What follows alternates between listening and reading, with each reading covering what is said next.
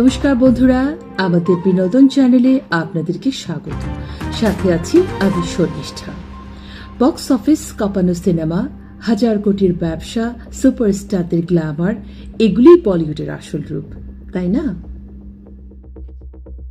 কিন্তু এই চাকচিক্যের আড়ালে যদি লুকিয়ে থাকে এমন এক ভয়ঙ্কর ষড়যন্ত্র যা গোটা দেশে দাঙ্গার আগুন জ্বালিয়ে দিতে পারে। হ্যাঁ, আজ আমরা আপনাদেরকে এমন এক সিনেমার গল্প বলবো যা শুধু থিয়েটারেই নয়, বাস্তবের মাটিতেও ভয়াল এক থ্রিলারের জন্ম দিয়েছে।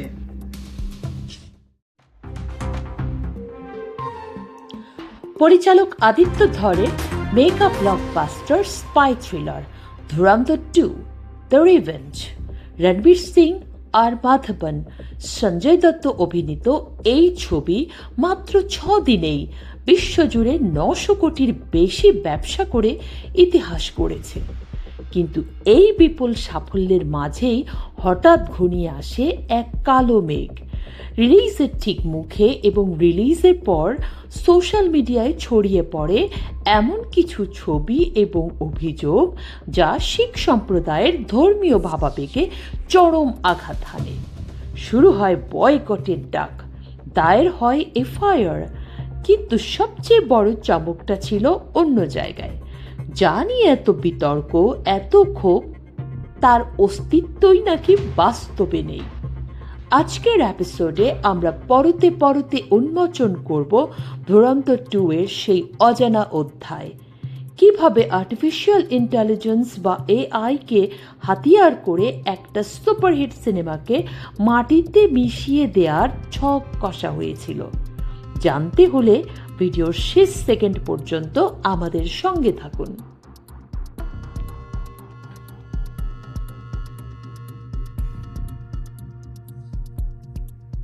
2025 সালের ডিসেম্বরে রিলিজ করেছিল ধুরন্ধর। বক্স অফিসে 1300 কোটির ব্যবসা করে তাক লাগিয়ে দিয়েছিল ছবিটি। এরপর 19 মার্চ 2026 রিলিজ হলো এর সিকুয়াল ধুরন্ধর 2 দ্য রিভেঞ্জ। এই ছবির গল্পে রণবীর সিংকে আমরা একজন দুর্ধর্ষ ভারতীয় আন্ডার কভার স্পাই বা গুপ্তচর হামজা ওরফে জাস্কিরাতের চরিত্রে দেখতে পাই, যে শত্রুপক্ষের ডেরায় ঢুকে আন্ডারওয়ার্ল্ডকে ধ্বংস করে। ছবিতে ভরপুর অ্যাকশন, রাজনীতি এবং দেশপ্রেমের মিশেল ছিল। মুক্তির প্রথম দিন থেকেই বক্স অফিসে সুনামির মতন আছড়ে পড়ে দর্শকরা। প্রথম দিনেই 102 কোটি, আর মাত্র 5 দিনে বিশ্বজুড়ে 800 কোটির গণ্ডি পার করে ফেলে এই ছবি। রণবীর সিং এর ক্যারিয়ারের অন্যতম সেরা অভিনয় বলে দাবি করেন সমালোচকরা। কিন্তু ঠিক যখন গোটা বলিউড এই সাফল্য উদযাপন করছে, তখন সোশ্যাল মিডিয়ার একটি অন্ধকার কোণ থেকে জন্ম নেয় এক মারাত্মক বিতর্ক। ইন্টারনেট, যেখানে খবরের চেয়ে গুজব ছড়ায় আলোর গতিতে। হঠাৎ করেই এক্স বা টুইটার এবং ইনস্টাগ্রামে একটি পোস্টার ভাইরাল হতে শুরু করে। পোস্টারটির উপরে লেখা প্রলয় নামের একটি গানের দৃশ্য, কিন্তু পোস্টারের ছবিতে যা ছিল তা দেখেই শিউরে ওঠে গোটা দেশ। ছবিতে দেখা যায় রণবীর সিং মাথায় শিখদের পবিত্র পাগড়ি বা দস্তার পরে আছেন, মুখে দাড়ি, হাতে কড়া, একদম একজন সাচ্চা শিখের বেশ। কিন্তু তার আঙ্গুলের ফাঁকে ধরা রয়েছে একটি জ্বলন্ত সিগারেট।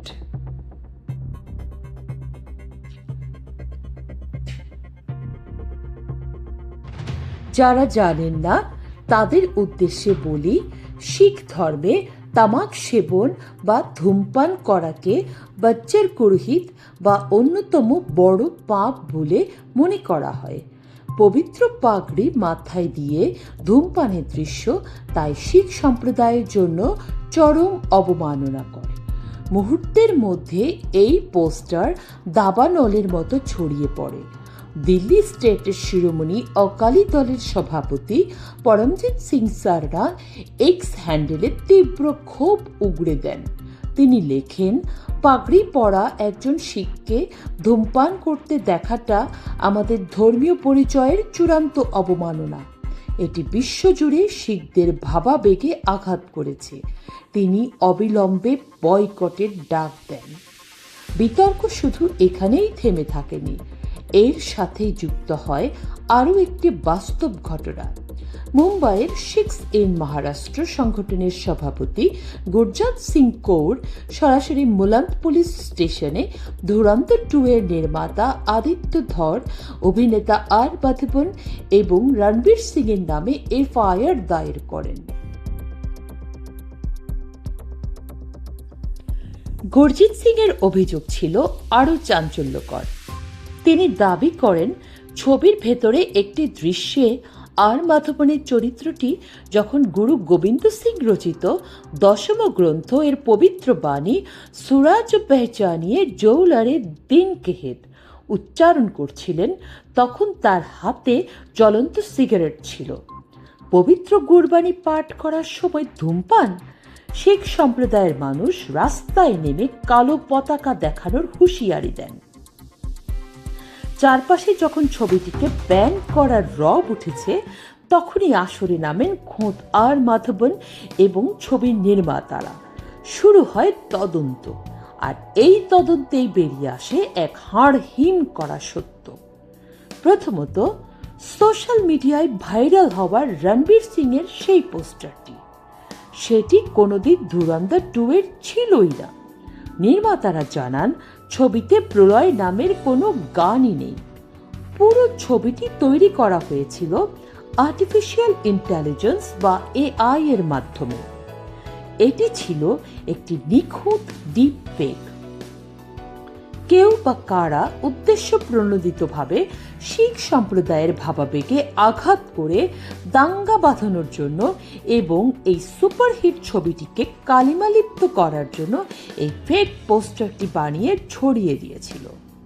আর মাধবনের ওই বিতর্কিত দৃশ্য, মাধবন নিজে সোশ্যাল মিডিয়ায় একটি ভিডিও পোস্ট করে হাত জোড় করে স্পষ্টীকরণ দেন। তিনি জানান, পরিচালক আদিত্য ধর আমার থেকেও এই বিষয়ে বেশি সচেতন। শট শুরু হওয়ার অনেক আগেই আমি সিগারেট নিভিয়ে দিয়েছিলাম। গুরবাণী পাঠ করার সময় আমার মুখে বা স্ক্রিনের কোথাও এক ফোঁটা ধোঁয়া ছিল না। আমি নিজে সিনেমা রিলিজের আগে গোল্ডেন টেম্পলে যাই।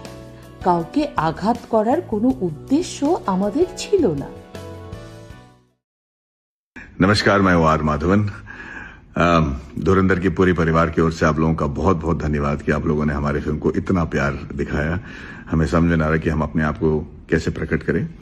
हाल ही में हमें पता चला है कि कुछ लोगों को इस बात से तकलीफ हुई है कि इस फिल्म के एक सीन में गुरु गोविंद सिंह जी के 10म ग्रंथ से मेरे कुछ लाइंस बोलते वक्त मैंने सिगरेट स्मोक किया है और इससे उन लोगों को ठेस पहुंची है। मैं आपको यकीन दिलाता हूं, ये बिल्कुल सही नहीं है, थोड़ी गलतफहमी है, क्योंकि मुझे पूरा यकीन है कि इस सीन के दौरान ये लाइन बोलने से पहले आदित्य धार जी ने, जो कि मुझसे ज्यादा ख्याल रखते हैं इन सब चीजों का, उन्होंने मुझसे कहा था कि ये लाइन बोलते वक्त उससे बहुत पहले आप सिगरेट बुझा दीजिएगा और आपके मुंह से ना ही धुआं निकलेगी, ना ही स्क्रीन में कहीं धुआं दिखाई देगा, ना ही आपके हाथ में सिगरेट होगी, क्योंकि ये हमारे लिए बहुत ही पाक और पवित्र है। तो मैंने बकायदा सिगरेट बुझा दिया था और उसके बाद अगर आप सीन को देखेंगे तो आपको यकीन हो जाएगा कि ना ही मेरे मुंह से धुआं निकल रहा है, ना ही फ्रेम में कहीं सिगरेट की धुआं है, ना ही पूरे सीन में अंत होने तक कहीं सिगरेट का नामो निशान है। क्योंकि ये हमें पता है, हम जाने अनजाने में भी किसी का दिल नहीं दुखाना चाहते। पूरी सिख कम्युनिटी के साथ हम हैं और हमेशा रहेंगे और हम उनका बहुत आदर करते हैं। इनफैक्ट हर फिल्म के रिलीज से पहले मैं खुद ही गोल्डन टेम्पल जाता हूँ, ये सबको पता है। तो यकीन मानिए, हमारा कोई इरादा नहीं था किसी को ठेस पहुंचाने का और ना ही हमने इस फिल्म में किया है।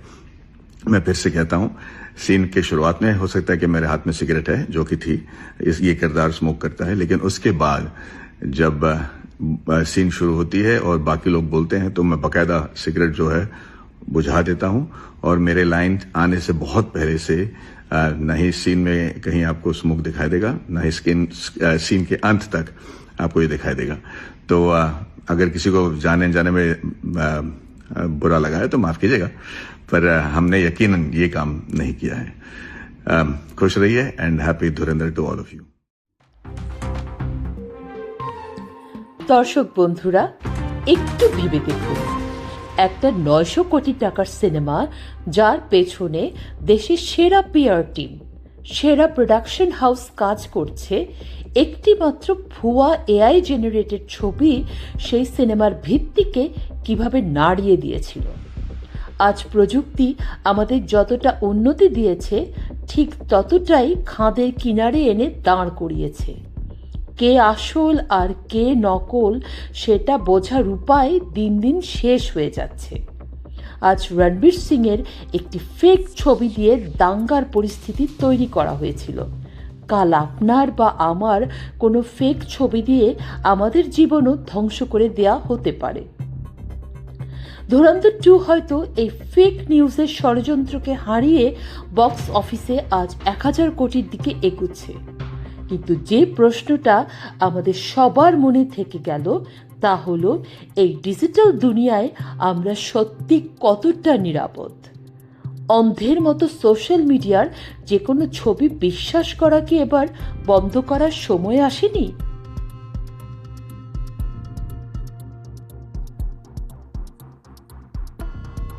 আপনাদের কি মনে হয়, এই ডিপ ফেক বা এআই দিয়ে ফেক নিউজ ছড়ানো আটকাতে সরকারের কি আরও কড়া আইন আনা উচিত, নাকি আমাদের নিজেদের আরও সচেতন হতে হবে? ধুরন্ধর 2 এর এই ঘটনা নিয়ে আপনাদের মতামত অবশ্যই নিচে কমেন্ট বক্সে লিখে জানাবেন। বিনোদন জগতের এমন আরও অনেক অজানা, চাঞ্চল্যকর এবং সত্য খবর সবার আগে পেতে আমাদের বিনোদন চ্যানেলটি সাবস্ক্রাইব করতে ভুলবেন না।